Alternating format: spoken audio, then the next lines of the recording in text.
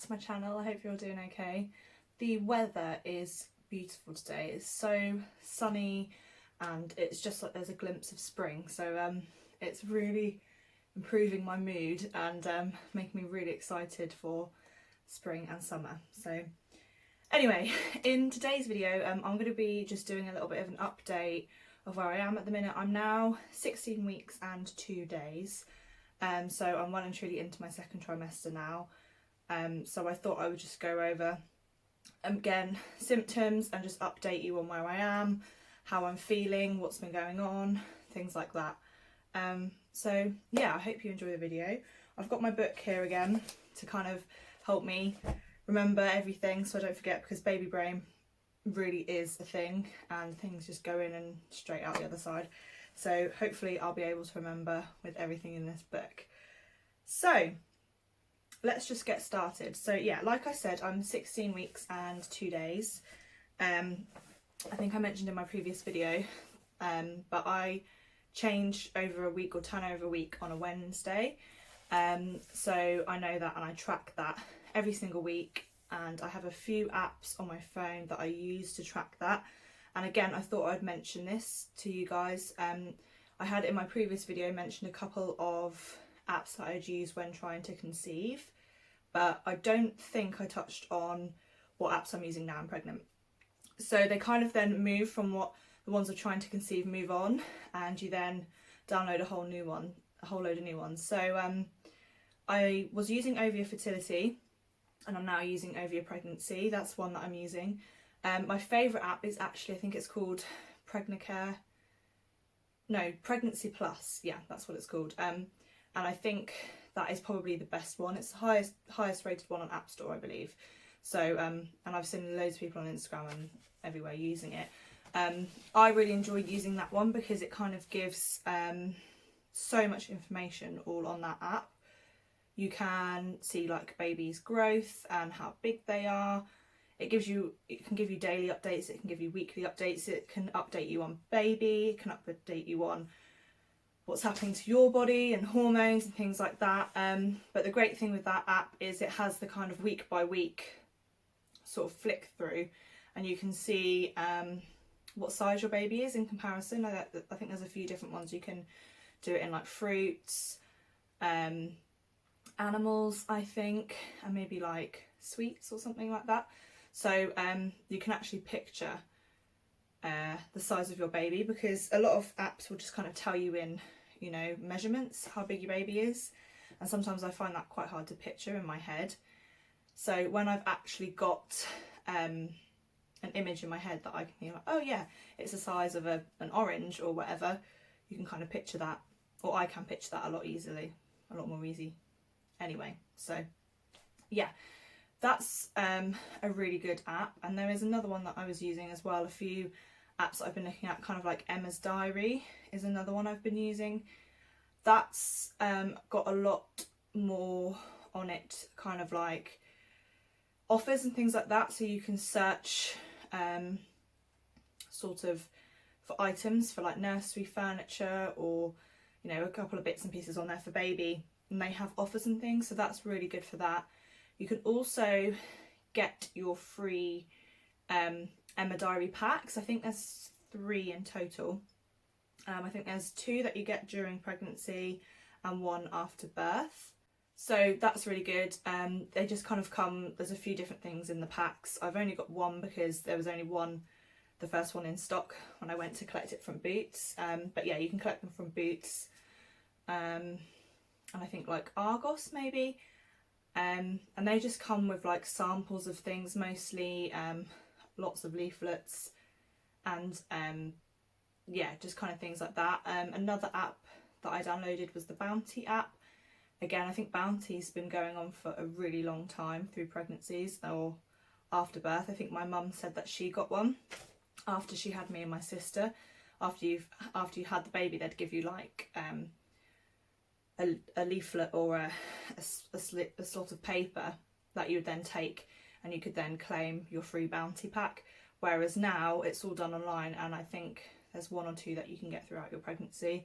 That had a little bit more in it actually, that one. It had like a little baby grow in it, a pack of nappies. So they are really worth getting, especially as they're free. You can just kind of get to know a few things and sort of test and try a few products before you actually go out and buy the whole thing. You know, you get like testers of Sudocrem and stretch mark cream and things like that in the pack, so they're really helpful. I think Emma's Diary app does have kind of like a little background to baby as well, and there's like an image of sort of the baby in the womb and things like that. But Pregnancy Plus is definitely the best one for monitoring kind of like your baby and how you're feeling and everything like that. That's definitely been my favourite app to use.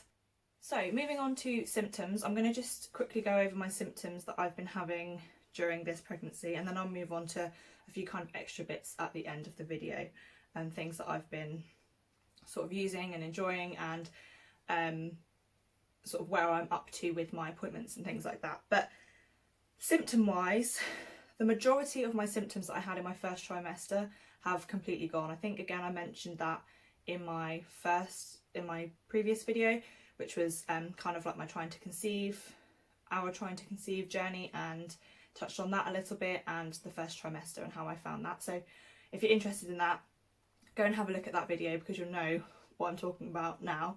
But yeah, most of those symptoms have gone.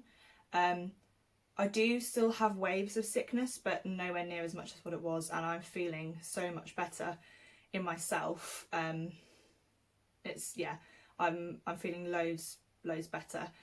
Like I said, sickness does come and go, but it's not very often, and again it kind of happens more when I'm tired or if I haven't eaten in a long time. But generally, touch wood, on the most part I'm not feeling sick anymore, which is great because that was one of the things that I was really struggling with in my first trimester.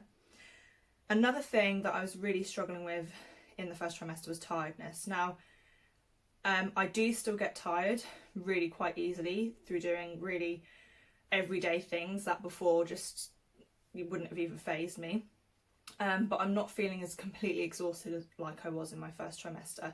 I could guarantee that every day I was feeling so tired and needed to nap every day in my first trimester, but this second trimester not so much. I do have more energy.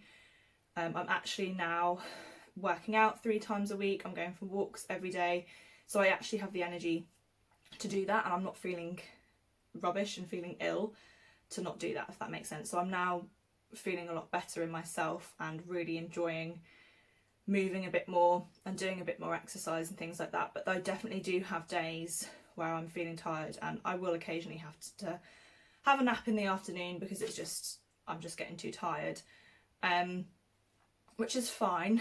And I didn't expect the tiredness to completely go. Loads of people say, oh, in your second trimester you have so much energy, you feel so much better, which I do.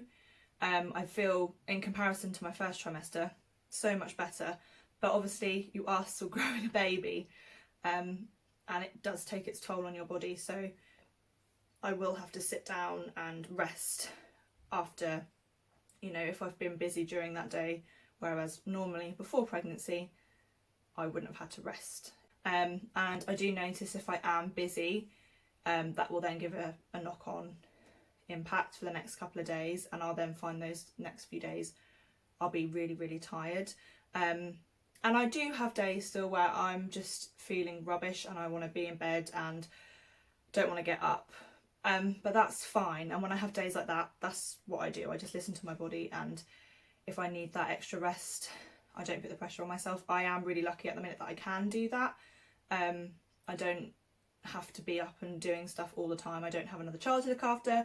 I'm not working all that often at the minute because of furlough. So I've actually got the luxury there of being able to listen to my body and rest when I need to. So that's what I'm definitely doing at the moment. One symptom that I'm quickly going to mention, because I'm sure you probably would have noticed it in this video already, but shortness of breath. I'm even just like now talking, I'm kind of like running, I'm running out of breath.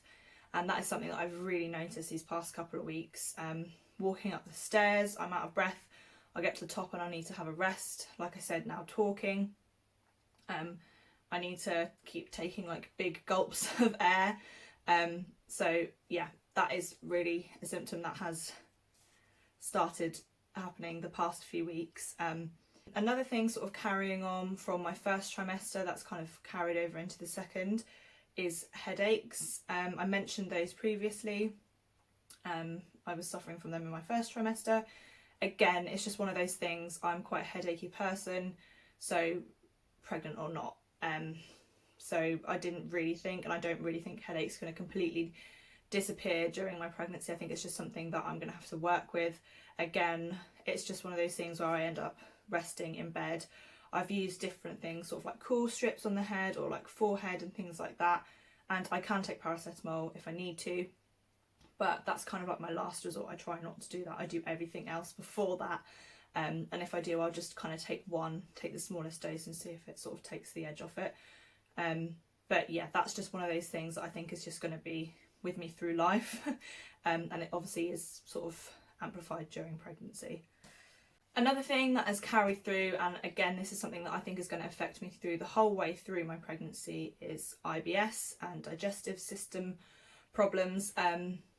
Again, this is something I suffered with before pregnancy, so it's definitely going to continue through the rest of my pregnancy, I'm sure. I have days where I'm a lot better and days where it's awful, but again, that would kind of happen pre-pregnancy, but it is just all, again, amplified because of pregnancy and the hormones and everything that's going on, slowing the digestive system down. I'm still taking folic acid instead of the multivitamins, which I definitely found help. But it's just one of those things that I have to monitor. I just make sure I'm drinking lots of water, and I'm trying to kind of keep a balanced diet to help with the IBS and things like that. So yeah, that's just something that is a part of me and going to be a part of my pregnancy, I'm sure, for the rest of the time. Another symptom I've been having is lower back pain. I think I did mention this in my first trimester as well, and this was something that was what kind of like one of my earliest signs of pregnancy, was like a lower back pain. That has now continued into my second trimester, but it's more of like a lower back pain and the shooting pain that goes through into the right side of my bottom. So that can be really quite painful. If I kind of bend over, it really seizes up, and completely, well, it really hurts basically, and I'm like having to try and kind of like look like an old lady trying to get up. That has definitely gotten worse these past few weeks. I don't know whether it's because baby's getting a bit bigger, taking up more space, pressure's kind of moving around different places, and I'm assuming like my posture will probably change as I get bigger because I've got more weight to kind of carry. So again, I'm sure this is something that will continue through the rest of my pregnancy, but it is just kind of, I just am very conscious of the way I move. Also, I'm now in contact with the lady that I had massages with before I was pregnant. She does do pregnancy massages, and now that everything is hopefully going to start opening up in the next few months, with the kind of roadmap to coming out of lockdown, fingers crossed I'll be able to book an appointment in with her, and I'm sure that will help immensely. You obviously have to be safe in pregnancy when you have a massage, you know, with the types of oils you're using, and obviously the person that's doing it, the masseuse, needs to be trained in pregnancy massage, which the lady that I see is. So I'm really looking forward to that. Hopefully when we're able to book those in, I will be able to go and see her and have an appointment there, which will be amazing. Another symptom that I experienced, this was a couple of weeks ago now, so I was into my second trimester, but I have been feeling a little bit dizzy. So when I've been kind of getting up too quickly, I've been feeling sort of dizzy and having to kind of like take a few more minutes when standing up, or you know, get up slowly and things like that. But I did at one point feel like I was about to faint. This has only happened once, and I was really conscious of the fact, so I made sure I sat down and took time to just kind of let my body sort of regulate and go back to normal. I don't know if it was because at that point I had kind of like a shortness of breath, so it was then worse, and I then kind of felt like I was going to faint. But I kind of got that like black sort of the blackness that comes over, and I was like, oh dear. So I sat down and just gave myself a few minutes just to come back round, and I didn't faint, but I did feel really faint, and leading up to that point I had dizzy spells, like I mentioned. I haven't felt faint again since then.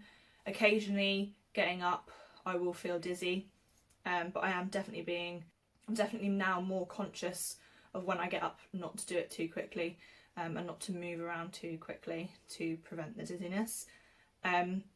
Again, in the workouts that I've been doing, they're really simple, light workouts, made for your second trimester of pregnancy. They're literally like 10 minutes. I do them 3 times a week, but they're really slow, sort of low impact movements. And again, I just do those, and I'm just conscious of the way I'm moving my body and making sure that I don't move too quickly to make myself feel dizzy. Again, I'm making sure I'm staying hydrated, because this literally helps all of the symptoms pretty much that I've just mentioned. You know, the IBS, the headaches, the feeling dizzy, all of that. Obviously drinking lots of water can really help. So I've been trying to do that as well. Normally I don't like water and I don't drink water. But like I mentioned in my previous video, I'd kind of gone off squash, and I am now liking squash again. But water is definitely something that I am choosing to drink way more often than before pregnancy. So that's kind of a summary of my symptoms that I'm experiencing at the minute. I've had a little bit of heartburn as well. Nothing major and nothing that uncomfortable that I've had to take anything for, but I know that that is definitely a sign, a second trimester symptom, sign of pregnancy. So that may flare up. At the minute, it's not too bad. It's just if I've eaten a lot, and in the evenings I can sometimes have to just make sure I sit up for a little bit longer rather than just laying back on the sofa. I just make sure I'm kind of sit up a little bit just to let my food go down, but it hasn't been causing me that much pain or discomfort yet anyway. So kind of going back and talking a bit about food again, my appetite has definitely increased, as in what I'm fancying, what I'm wanting to eat. Again, because I haven't been having that sicky feeling, it's definitely taken away the kind of like, it's definitely opened up my options of what I'm wanting to eat. It's becoming less limiting. There are still things that I'm kind of not fancying as much, so kind of tea and coffee. I will still have the odd tea and coffee, but in comparison to pre-pregnancy, I'm nowhere wanting to drink anywhere near as much as what I was before. Like I said, squash, I'm kind of enjoying it again, but it's not my go-to. I'm more kind of open for fruit juice and water, whereas before I would have just chosen squash all the time. I'm still really loving beige food, carbs, pasta, chips, potatoes, anything that's really like carby. White bread, I'm loving, sort of sandwiches and things like that. So that's definitely something that I'm wanting and enjoying.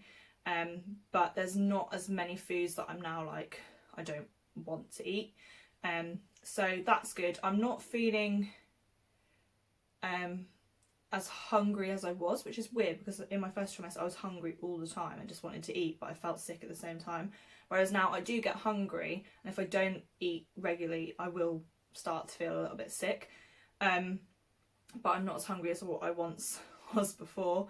But my appetite has definitely increased from pre-pregnancy. I'm eating more than what I was before, but obviously that is expected. I guess because you're burning more energy and you're growing a human, so I think it's okay to eat more than what I was previously. But other than that, food is kind of more sort of steady now, more normal, I guess, to in comparison to the first trimester. So that's good. I had my 16-week midwife appointment today, and that was over the phone. I don't know if before COVID you would go in and have your 16-week appointment, or if it's always been on the phone.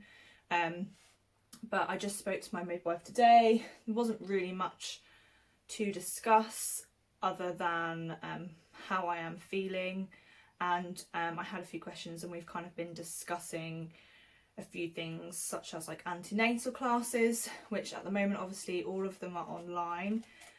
She said to me that the NHS ones are all online and are accessible at whatever time, so they're not live, so you can just watch them with your partner whenever suits you, or you can obviously look online and book for kind of antenatal classes where you can interact with other people via Zoom and things like that. So that might be something that I'm going to look into, just because it's nice to get to know other mums and dads that are due around the same time as you, but I don't know, that's something that I'm going to discuss with Tom, and it might be something that we look into. We'll definitely do the NHS ones because they're free and they're just really easily accessible, so we'll do them. We've also been doing a couple of kind of classes through a company called Baby Academy, which I found on Instagram. I will leave their Instagram in the description box. But they were basically offering a couple of free classes. I don't know if they're still running, but last week it was kind of like baby care. So Tom and I did that last Saturday. It was like 2 hours. It was via like a Zoom type thing, but no one could see us. It was just basically a live midwife talking through a load of different things. So if you've never, if it's your first baby or you haven't got much experience with children, that would be really helpful and good to do. Tom found it really helpful. There was a few things in there that I was like, oh, okay. But obviously working in childcare, most of it I was kind of aware of, or has some sort of knowledge base with. But if you don't have any experience with children, even if you do, it's nice just to have a refresher, and it's free, really easy. You can sit there. We sat there in our pajamas and did it. Nobody sees you. So I'll definitely recommend that. And then on Saturday, so tomorrow, I've then got a breastfeeding kind of chat course type thing, because I am hoping to breastfeed. I don't know whether it will work out or not. I'm going to give it a go. Try not to put too much pressure on myself and just go with the flow. I'll have bottles and formula ready as well. I might do a bit of combi feeding. I might express. I don't know yet, but I definitely want to give breastfeeding a go. So I'm going to do this breastfeeding class just to kind of build my knowledge base basically, and I just feel the more I know, the more prepared I am, and the better chance I have at successfully breastfeeding. And the more you know, the more confident you feel just in general when having a baby, because it is definitely a minefield, and there's so many different products out there and so many different opinions and things that you should and shouldn't be doing, but I'm trying to just kind of get information from reliable sources such as like the NHS and things like that. So that Baby Academy is really good and provides all that information as well. So definitely have a look at that if you're pregnant or having a baby or planning on having a baby soon. It's a really good thing to have a look at. Another thing that I was chatting to my midwife about is hypnobirthing. That's definitely something that I'm looking into. If anyone has been pregnant before or has any recommendations for hypnobirthing classes or courses, then please let me know. The one that I've kind of done the most research on and that's been cropping up a lot, and I know a lot of sort of people on Instagram have used, is the Positive Birthing Company. So I've definitely looked into that. And they also do an app that you can buy. I think it's like £2 or £3. It's called the Freya app, made by the Positive Birthing Company. And that can help with hypnobirthing and sort of breathing, and all of that sort of thing when you're in labour. It's definitely something to kind of think of before labour, so it kind of prepares you, and you've got those breathing techniques and all of that kind of figured out. But again, the midwife said to me that's a great thing to do if it's if it's something you're interested in. They don't necessarily recommend a specific one,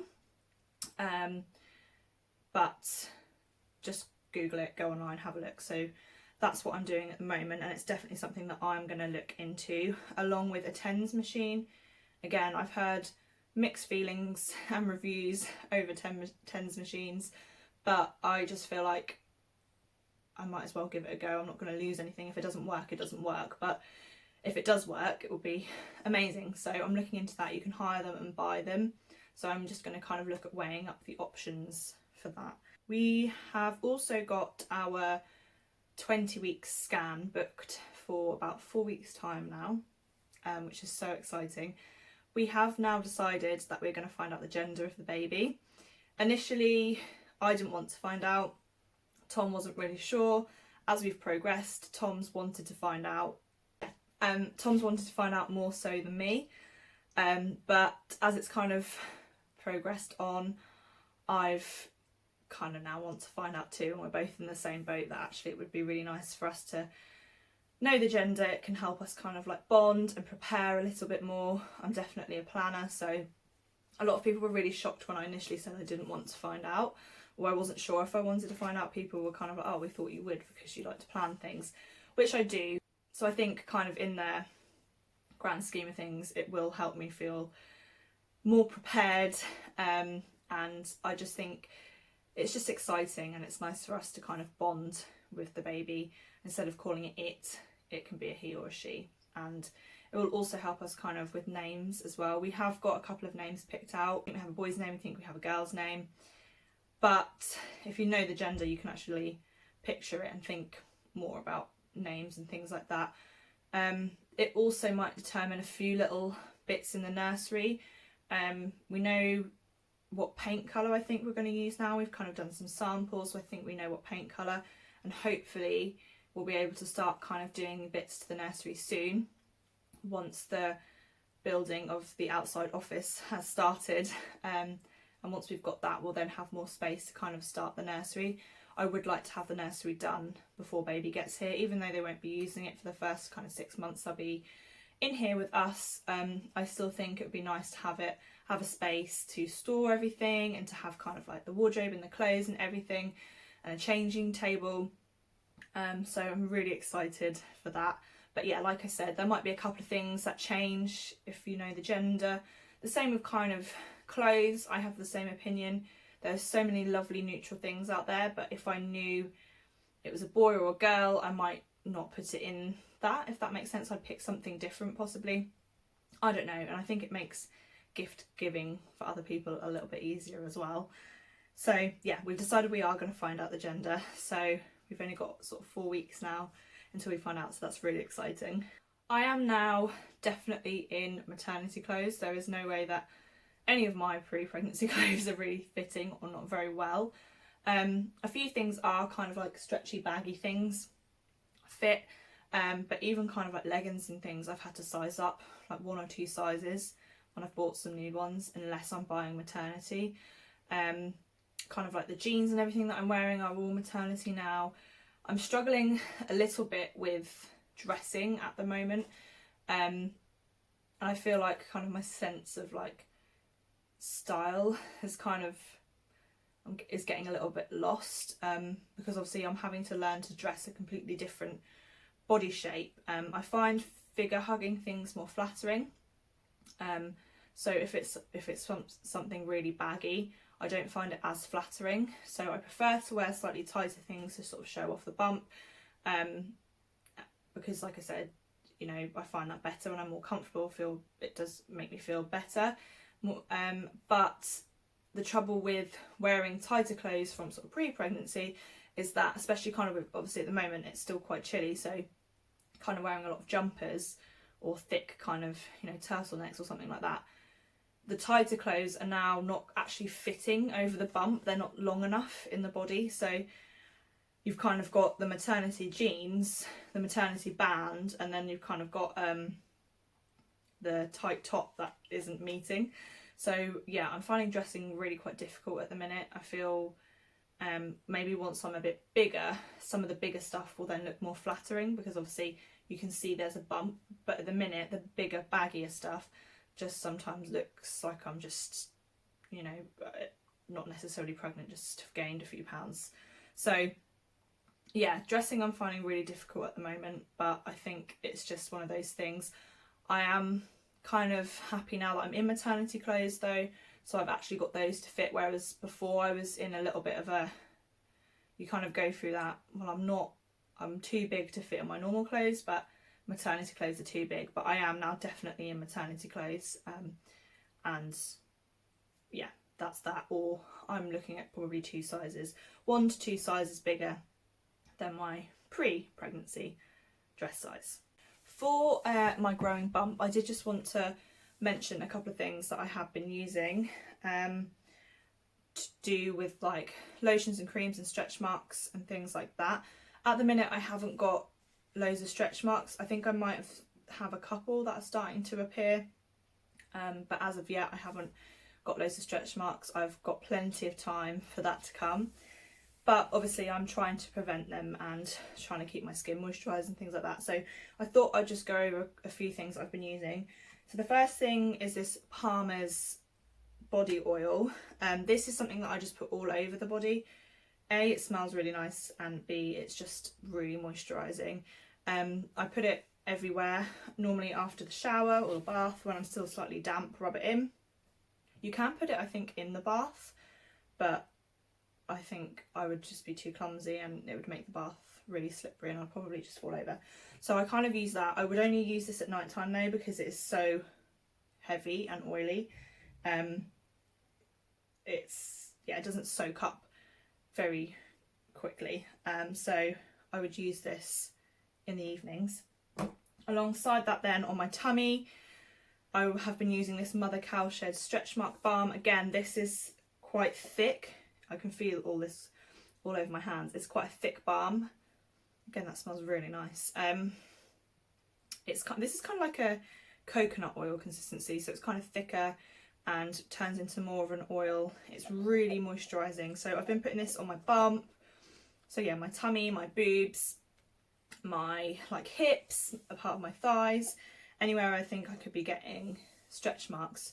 So those are the two things that I use in the evenings, and then you can kind of put your pyjamas on and it doesn't matter that you're like an oily, greasy mess. But in the daytimes, if I've had a shower in the morning, this has been my go-to stretch mark body massage lotion. This is really nice because it's still really moisturising, but it's not like an oil, it's more of a cream. It's really moisturising, but it absorbs a lot quicker than the other two. So again, I use this in all the places that I want to avoid getting stretch marks, and then the rest of my body I just use a normal moisturiser. So yeah, those are what I've been using to help prevent stretch marks. Another great second trimester thing that I've been using, which I will just briefly touch on, is a pregnancy pillow. Mine's actually behind me here, I don't know if you can see it. I just got mine from Amazon. It was probably one of the cheapest ones I could find. Some of them are ridiculously expensive, but I just wanted something cheap, and it does, I think, does the same thing, and it's fine. I'm not needing it immensely at the moment, but definitely as I get bigger I know I'll need to use it more, and I do use it every night because I find it comfortable. I have been finding sleeping a little bit more tricky over the past week or so, trying to get comfy, waking up in the night to go for a wee at least twice, and then I sometimes struggle to get back to sleep because I can't get comfortable, or I've got loads whirring around in my head.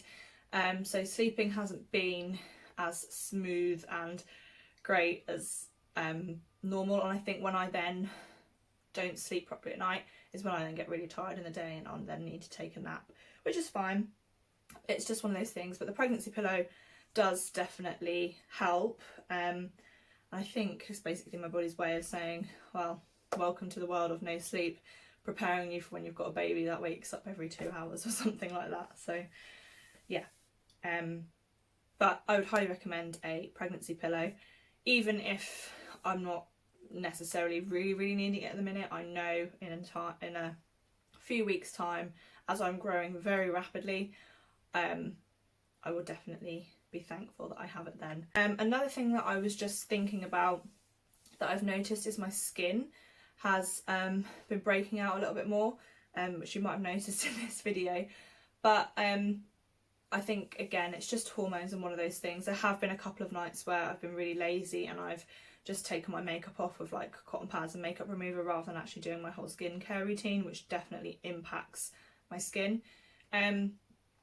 But I think a lot of it is hormonal obviously as well, so a few breakouts here and there is is kind of expected.